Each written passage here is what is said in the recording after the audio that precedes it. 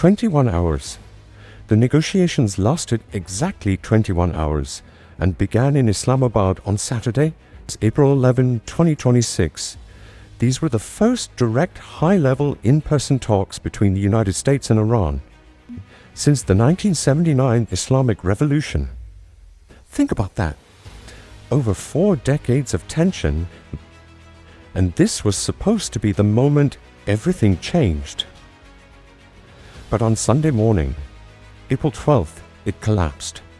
J.D. Vance told reporters Iran had refused Washington's terms, ending the talks.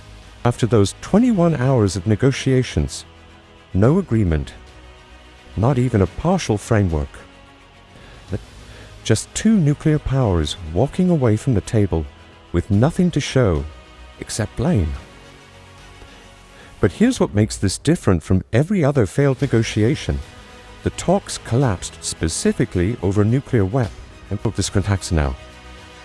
Trump said the meeting went well, most points were agreed to, but the only point that really mattered, and nuclear, was not. This changes everything about what comes next. Here's what actually happened in those 21 hours, and why it matters more than you think. A U.S. official told Time that talks collapsed after Iran did not agree to several red lines set by the Trump administration, including an end to all uranium enrichment, the dismantling of all major enrichment facilities, and allowing the U.S. to retrieve Iran's highly enriched uranium. But that's only half the story. Iran's foreign ministry spokesperson said the main subjects of talks were the Strait of Hormuz, nuclear issue, and sanctions, reparations, and an end to the war against Iran and the region. Issues such as Iran's demand that it continue to control the Strait of Hormuz added complexities to the talks. This is the core prediction. The failure in Islamabad wasn't just about nuclear weapons. It was about control. Iran demanded control over one of the world's most critical economic choke points. The United States demanded Iran give up its nuclear ambitions entirely. Neither side budged. Iran's state-run press TV said the talks had become stalled on the issue of control over the Strait of Hormuz and Tehran's right to a peaceful nuclear energy program. Meanwhile, the U.S. presented a 15-point plan aimed at ending the conflict that includes significant curbs on Iran's military and nuclear capabilities. The real implication is this. Trump called Iran's position over the strait extortion, saying, effective immediately, the United States Navy will begin the process of blockading any and all ships trying to enter or leave the Strait of Hormuz. One failed negotiation just triggered a naval blockade. And we're only at the beginning. To understand why Islamabad's collapse matters so much, you need to know what led to these talks in the first place. On 28 February 2026, Israel and the United States launched an air war against Iran, killing its supreme leader and many other officials, destroying a large number of military and government targets and killing civilians.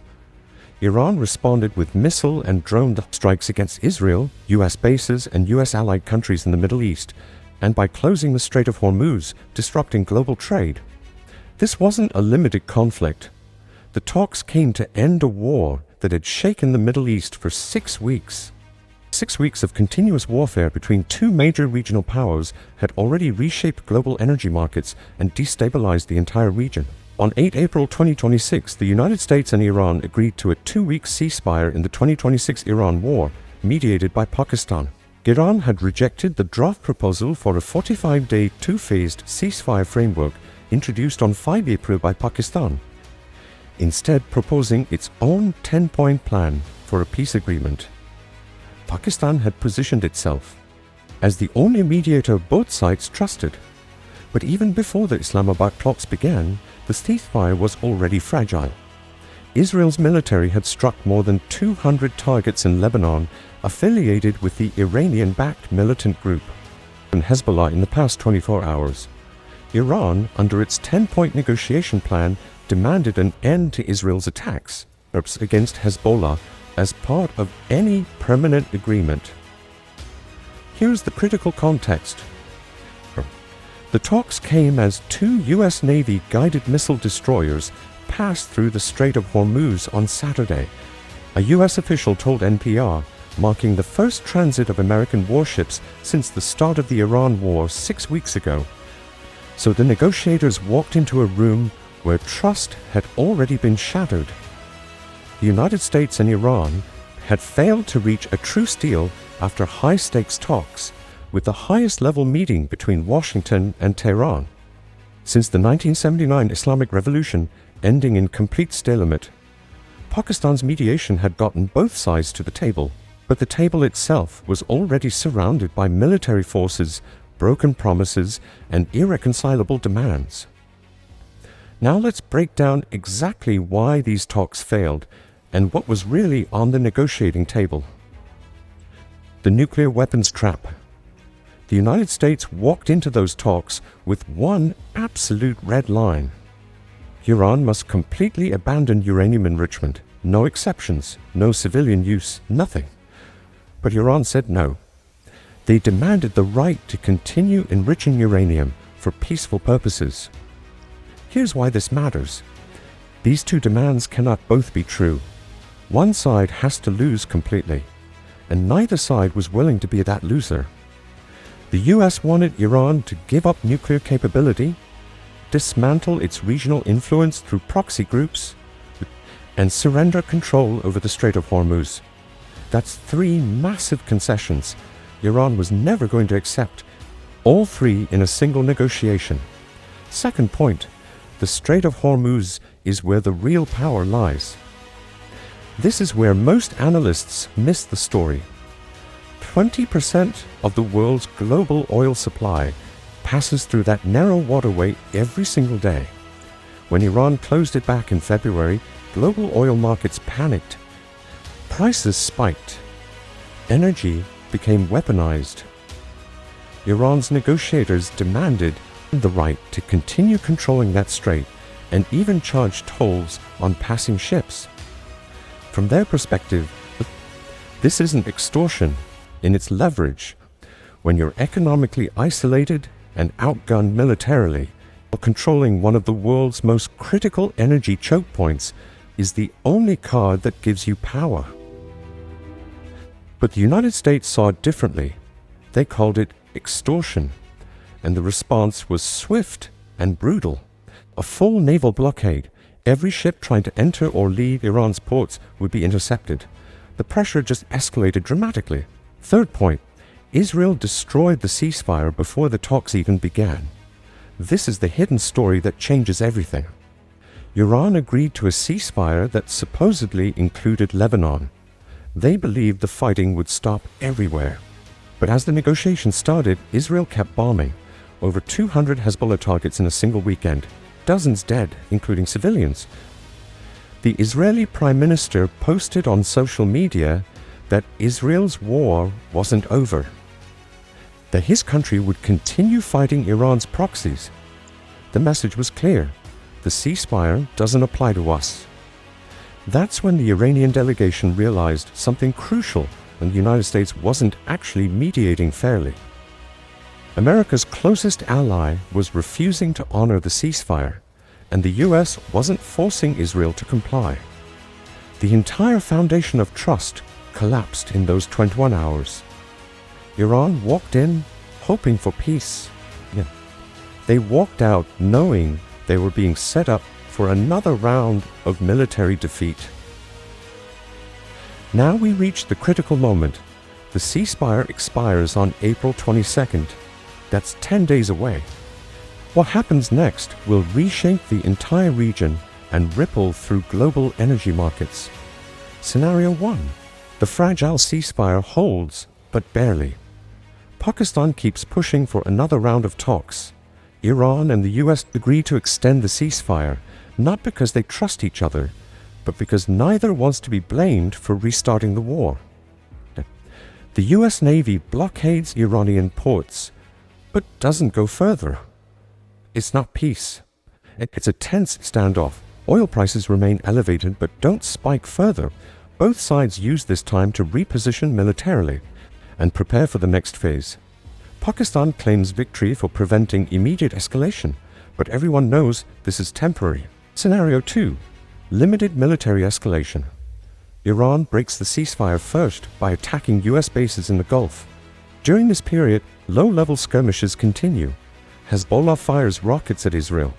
Israel responds with airstrikes. The US responds with precision strikes on Iranian military installations. Israel attacks Iranian nuclear facilities. This spiral continues for weeks. Each side tests the other's limits. Casualties mount. Global oil prices spike 30 to 40%. Shipping companies reroute around Africa, adding weeks to delivery times. Supply chains fracture. The global economy enters a recession, but a full-scale regional war is avoided, barely. Scenario 3. Total war resumes. April 22nd arrives and neither side extends the ceasefire. Trump orders a massive military offensive. The US Navy doesn't just blockade, but it actively attacks Iranian vessels and coastal installations. Israel launches sustained bombing campaigns. Iran responds with everything it has. Missile and drone strikes attacking shipping in the Gulf, targeting US bases across the region.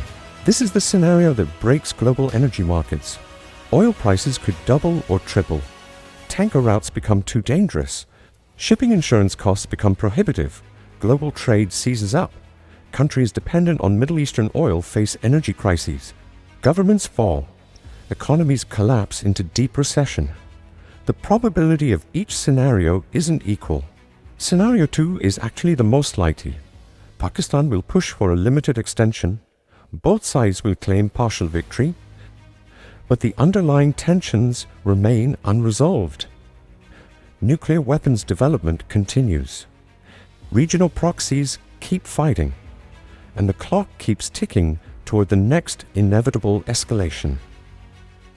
The ceasefire isn't a path to peace. It's just a pause before the real conflict begins. Here's what you need to understand about what just happened in Islamabad and why it matters beyond the Middle East. The collapse of these talks reveals a fundamental truth about how power actually works in the modern world. When two sides sit down to negotiate, they're not trying to find compromise. They're trying to extract maximum concessions while giving up as little as possible. The US wanted Iran to surrender. Iran wanted the US to recognize it as a regional power. Those two goals are incompatible. But there's a deeper insight here. Pakistan's failure as a mediator shows us something critical about the limits of diplomacy when military power is so imbalanced. Pakistan could bring both sides to the table. Pakistan could create the conditions for talking. But Pakistan couldn't force either side to make the concessions necessary for peace. When the interests are this far apart, no amount of diplomatic skill can bridge the gap. The real warning is about what comes next. A 2-week ceasefire that expires on April 22nd isn't a foundation for peace. It's a countdown timer. Every day that passes without a permanent agreement brings us closer to renewed conflict. And when that conflict resumes, it won't be limited to the Middle East anymore. Global energy markets will seize up. Oil prices will spike. Supply chains will fracture. Economies dependent on stable energy will face crisis. And it's the logical consequence of what happens when you blockade the Strait of Hormuz and Iran responds by mining it and attacking tankers. The negotiators in Islamabad were fighting over uranium enrichment and strait control. But what they were really fighting over was whether the old international order survives. Can the United States maintain its dominance by force alone? Can Iran survive by leveraging its geography and will? The ceasefire bought time, but time is running out. And when April 22nd arrives, we'll discover whether those 21 hours in Islamabad were the beginning of peace or just the intermission before the real war begins. But it actively attacks Iranian vessels and coastal installations. Israel launches sustained bombing campaigns.